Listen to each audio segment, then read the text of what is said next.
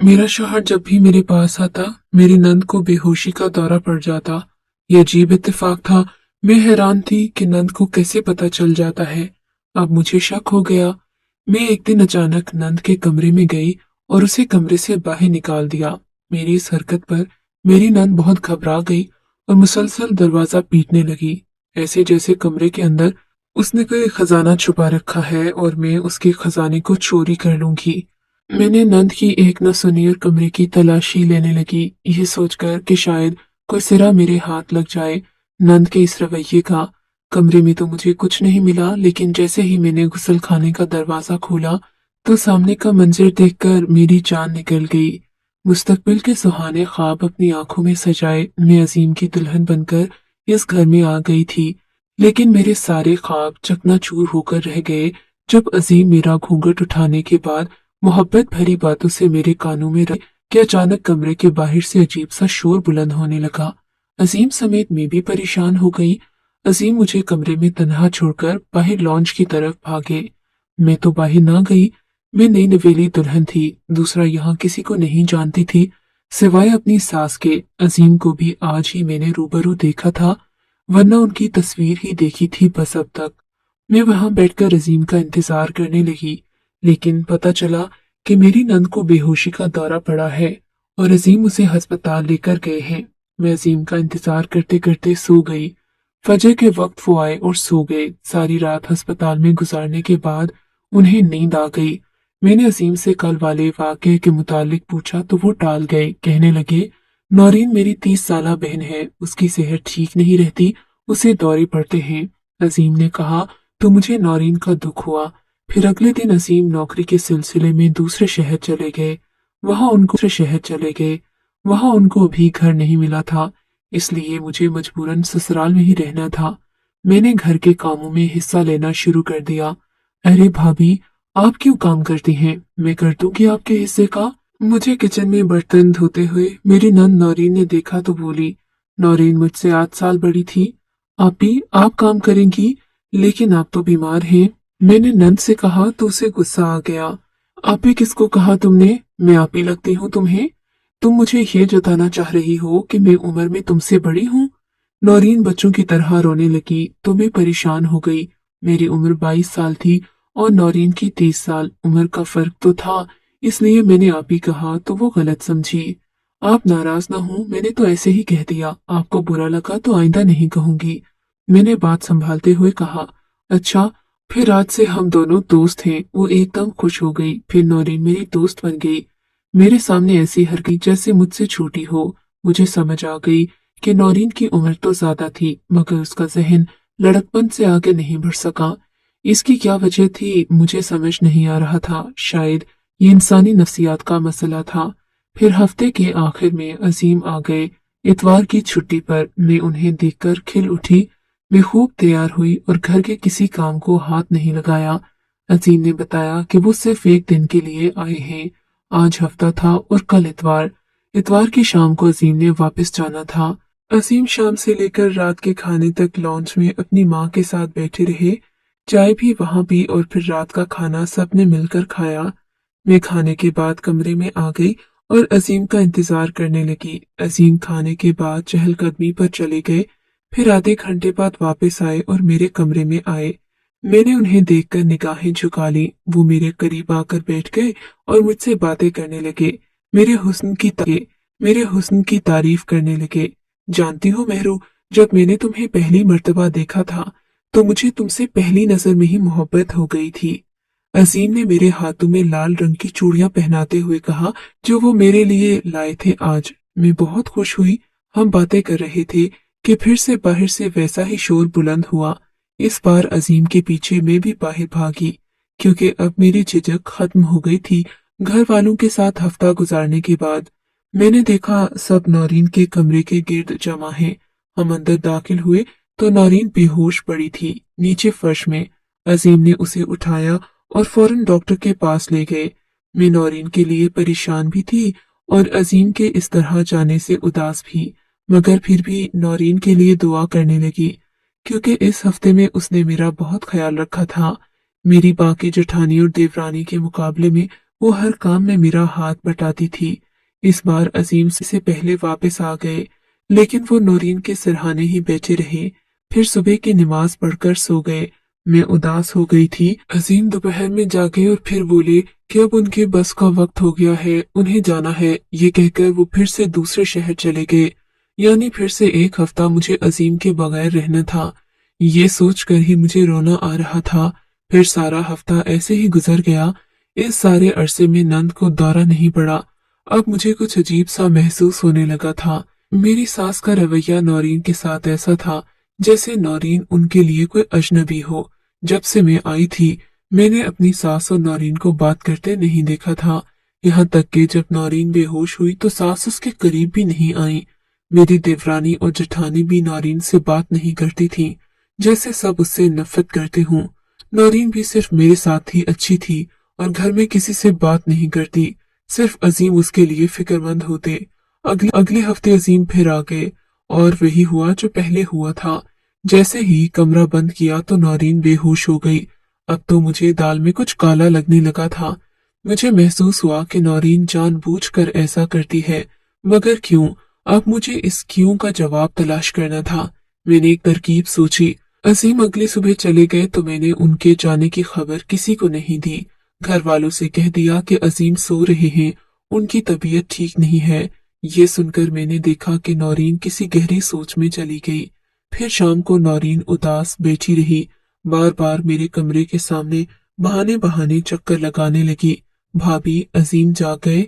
नौरीन ने पूछा तो मुझे अजीब लगा। उसने कभी अजीम को अजीम भाई नहीं बोला था, उन्हें सिर्फ अजीम कहती थी। पहले मैंने सोचा कि उससे कहूँ कि अजीम को भाई कहा करो, खाली नाम लेना बुरा लगता है।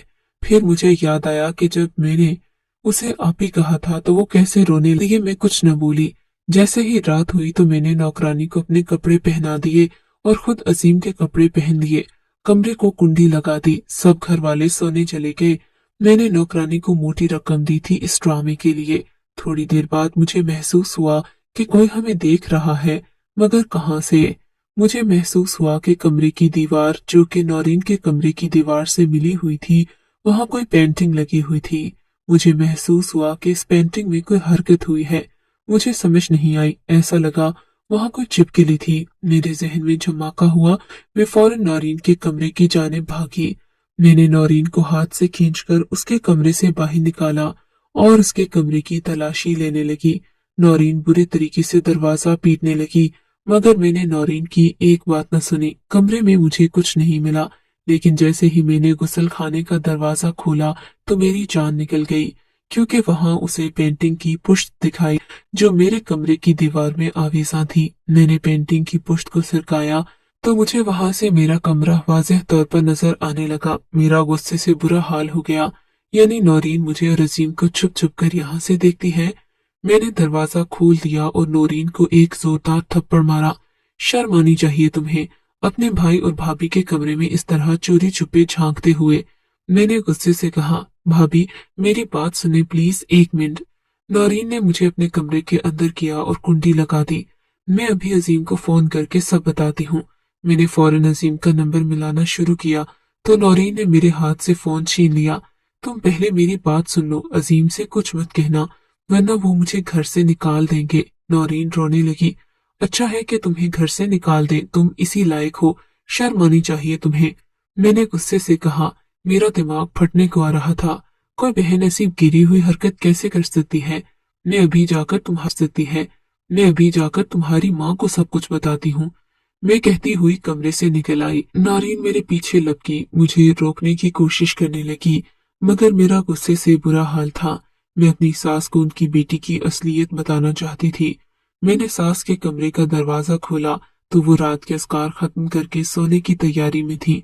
अम्मा, जानती हैं आपकी बेटी ने कितनी गिरी हुई हरकत की है? मैंने कमरे के अंदर दाखिल होते हुए सास से कहा। क्या किया है इसने? मेरी सास ने नौरीन की तरफ देखते हुए कहा। नौरीन ने सर झुका लिया। अम्मा, ये गुसल खाने से मेरे और अजीम के कमरे में झांकती है, और ये जो अजीम के आते ही इसे बेहोशी का दौरा पड़ता है ना, ये भी सारी इसी की साजिश है। मैं सब समझ गई हूँ। ये हमारी शादी से हसद करती है क्योंकि इसकी अपनी शादी नहीं हुई। जो लड़कियां वालिदैन के घर बैठे बैठे अपने बाल सफेद कर देती हैं, वो ऐसे ही खपती हो जाती हैं। मैंने अपने गुस्से को काबू करते हुए सास से कहा, लेकिन मुझे हैरत का झटका तब लगा जब सास ने इस बात पर कोई रद्द-ए-अमल जाहिर नहीं किया। सो जाओ तुम दोनों, बहुत रात हो गई है। सास ने आराम से कहा तो मेरा फिशारे खून फिर से बुलंद होने लगा। आपकी अपनी बेटी की कोई गलती नजर नहीं आ रही? आप इसे कुछ नहीं कह रही, सिर्फ इसलिए कि ये आपकी बेटी है? मैंने सास से कहा, ये मेरी बेटी नहीं है। सास ने कहा और खुद को रजाई में रुपोश कर लिया। मैं हैरत से देखने लगी। नौरीन चली गई थी अपने कमरे में, मगर मैं वहां ही खड़ी रही। बत्ती बुझाकर दरवाजा बंद कर दो, मुझे नींद आ रही है। रजाई के अंदर से सास की आवाज आई। मैंने बत्ती गुल की और गुस्से से दरवाजा जोर से मारने के अंदाज में बंद कर दिया। मैं अपने कमरे में आकर सोचने लगी, जो बात सास ने कही थी कि ये मेरी बेटी नहीं है, मैं बार बार इसी जुमले को ज़ेरे लब दोहरा रही थी। अगर नौरीन मेरी सास की बेटी नहीं है तो फिर कौन है? मैंने दिल में सोचा, क्या वो इनकी सौतेली बेटी है? ये सवाल किए जा रही थी। मैं सोच सोच कर पागल होने लगी। फिर न जाने मेरी आंख कब लग गई। सुबह सब ठीक था। मैंने रात वाले वाकये का जिक्र किसी से नहीं किया, बस सोचती रही सारी बातों को। फिर अजीम आ गए। अजीम, आपको नौरीन की शादी कर देनी चाहिए अब। आखिर उसके भी जज्बात होंगे। ऐसी लड़कियां जिनकी शादी वक्त पर नहीं हो पाती तो वो जहनी मरीजा बन जाती हैं और गैर इखलाकी हरकतें करने लगती हैं। आप कोई अच्छा सा इंसान देखकर फौरन नौरीन की शादी कर दें। मैंने अजीम से कहा तो इन्होंने हैरत से मुझे देखा, फिर बोले, आज कह दिया है, आइंदा ये बात न करना। अजीम कहकर कमरे से चले गए। मुझे बहुत बुरा महसूस हो रहा था। मुझे लग रहा था मैं अजीम की नजर में गिर गई हूँ। ऐसी बात से मैंने फैसला किया कि अजीम को सब सच बता दूंगी, वरना वो मुझे ही गलत समझते रहेंगे। मैं जहनी मरीजा बनती जा रही थी। इस घर का माहौल अब मेरी समझ से बाहर था। इस मर्तबा नौरीन ने कोई तमाशा नहीं किया। आने पर थोड़ी आरामदेह हो गई, पर मुझे अजीम की ये बात परेशान कर रही थी कि इन्होंने नौरीन की शादी की बात पर ऐसा रद्द-ए-अमल क्यों जाहिर किया था आखिर। खैर, फिर भी मुझे नौरीन से हमदर्दी हो रही थी। मैं समझ सकती थी कि वक्त पर शादी न होने की वजह से एक लड़की की कैसी हालत होती है। मैंने अपनी सास से इस मामले में बात करने की ठान ली। अम्मा, आपको अब नौरीन की शादी के मुतालिक सोचना चाहिए। मैंने सास से कहा तो इन्होंने अजीब नजरों से मुझे देखा। ये मुमकिन नहीं है, मेरी सास ने मुख्तसर सा जवाब दिया और फिर से तस्बीह पढ़ने में मसरूफ हो गई। मुझे अब गुस्सा आने लगा था सब पर। क्यों मुमकिन नहीं है? क्या आप देख नहीं रही कि शादी न होने की वजह से आपकी बेटी जहनी मरीजा बन गई है? मैंने कहा, वो मेरी बेटी नहीं है, मैंने पहले भी तुमसे कहा था।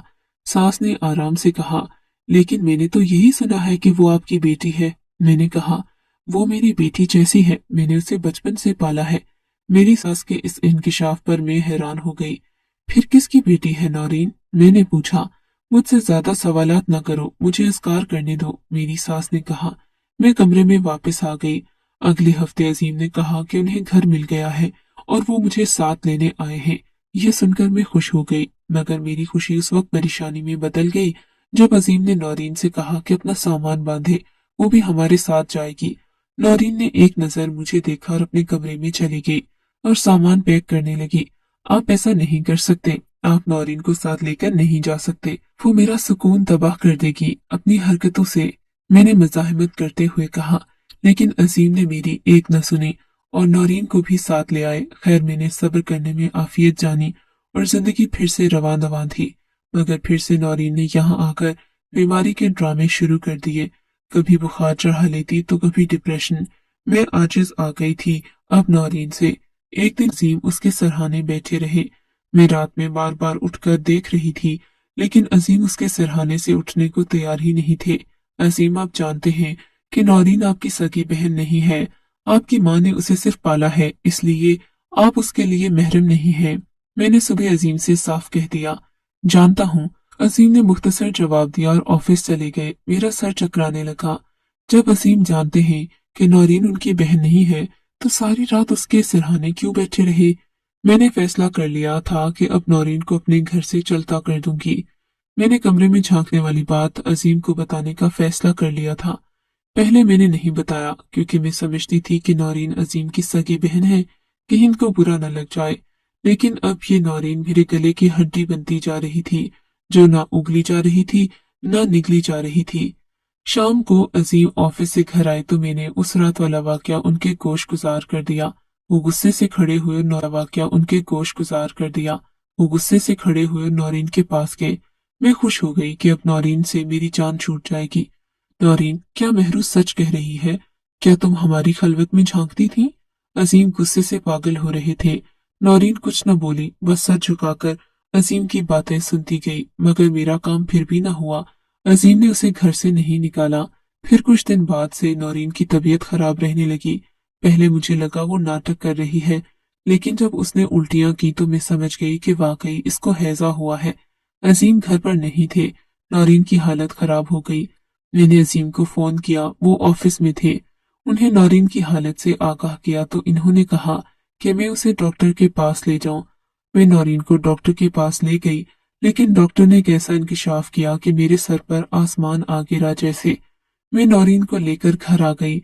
अजीम घर आ चुके थे। मैं आते ही अजीम पर बरस पड़ी। जानते हैं, आप इतना ख्याल रखते हैं, उसने तो आपकी इज्जत तक का ख्याल नहीं किया। न जाने कहाँ अपना दामन दागदार कर आई है। मैंने अजीम से कहा तो इन्होंने ना समझने वाले अंदाज में मुझे देखा। माँ बनने वाली है ये, आपकी चहेती कंवारी माँ। मैंने गुस्से से कहा तो अजीम को जैसे मेरी बात पर यकीन नहीं आ रहा था। वो खड़े हो गए और नौरीन के करीब आए। मुझे लगा कि वो गुस्से से पागल हो जाएंगे और नौरीन को थप्पड़ रसीद करेंगे, लेकिन मेरी हैरत की इंतहा न रही जब अजीम ने खुशी से नौरीन को मुबारकबाद दी। मैं फटी फटी आंखों से दोनों को देखने लगी। ये सब क्या हो रहा था? मैं सोचकर पागल हुए जा रही थी। अजीम और नौरीन खुशी से रोने लगे। आप बजाय गुस्सा करने के इसे मुबारकबाद दे रहे हैं? इसने आपके खानदान की इज्जत मिट्टी में मिला दी। न जाने किसका बच्चा है ये, मैंने गुस्से से कहा तो अजीम बोले, ये मेरा बच्चा है और नौरीन मेरी बीवी है। अजीम की इस बात पर मेरी आंखों के सामने अंधेरा छा गया। अगले ही पल में होश आया तो मैं अपने कमरे में थी। मुझे ड्रिप लगा हुआ था। अजीम मेरे सरहाने बैठे थे। मैंने मुंह दूसरी तरफ फेर लिया। मैं सब बताता हूँ तुमको महरू, अजीम ने कहा और अपनी बात शुरू की। नौरीन मेरी खाला की बेटी है। खाला नौरीन को जन्म देते वक्त फौत हो गई थी। मेरी अम्मी ने नौरीन की परवरिश की। फिर हम दोनों को मोहब्बत हो गई। हमारा सादगी से निकाह हुआ क्योंकि अब्बा बीमार थे उन दिनों, और उन्होंने मरने से पहले हमारे निकाह की ख्वाहिश जाहिर की।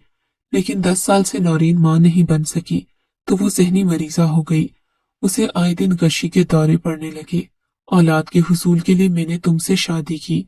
अपना और नौरीन का रिश्ता तुमसे छुपाया क्योंकि नौरीन ने ऐसा करने को कहा था। अब कुदरत हम पर मेहरबान हो गई है। अजीम बोलते जा रहे थे। मेरा हर उज़्व कान बन चुका था। तुमसे शादी के वक्त नौरीन ने हम सब घर वालों को कसम दी कि मैं इस रिश्ते के मुतालिक तुमको ना बताऊं। वो नीम पागल हो गई थी डिप्रेशन में, इसीलिए हम सब ने उसकी बात मान ली। पर अब अल्लाह ने करम किया तो ये बात जाहिर हो गई। देखो महरू, नौरीन बिन माँ बाप की बच्ची थी। उसने बहुत दुख देखे हैं। मेरी दूसरी शादी की कुर्बानी भी दी है। अब तुम उसका वजूद कबूल कर लो। महरू, नौरीन बुरी नहीं है।